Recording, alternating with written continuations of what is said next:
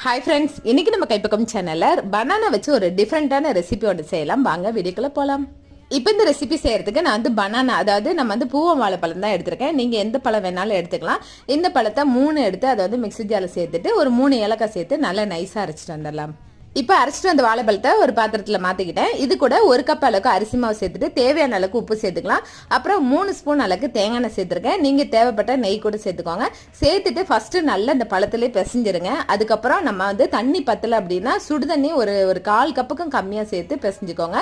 இந்த அளவுக்கு மாவு கெட்டியாக இருக்கணும், அந்த மாதிரி பிசைஞ்சு எடுத்துக்கோங்க. இப்போ இந்த மாவை இடியாப்ப குழாயில் எண்ணெய் தடவிட்டு அது கூட சேர்த்துட்டு நம்ம வந்து இட்லி பிளேட்டில் இது எல்லாத்தையும் புழிஞ்சு எடுத்துக்கலாம். இது நம்ம இட்லி பாத்திரத்தில் தண்ணி வச்சுட்டு 2 பிளேட்டு அதுக்குள்ளே வச்சு நம்ம ஒரு 1/4 மணி நேரம் வேக வச்சு எடுத்தால் போதும். இது கூட நான் வந்து தேங்காய் சர்க்கரை சேர்த்து சாப்பிட்டேன். செம்ம சூப்பராக இருந்தது. பனானா இடியாப்பம் இந்த மாதிரி ட்ரை பண்ணி பாருங்கள். இது கூட நீங்கள் தேங்காய் பால் கூட சேர்த்து சாப்பிடலாம். செம்ம சூப்பராக இருக்கும். ட்ரை பண்ணுங்கள். தேங்க்யூ.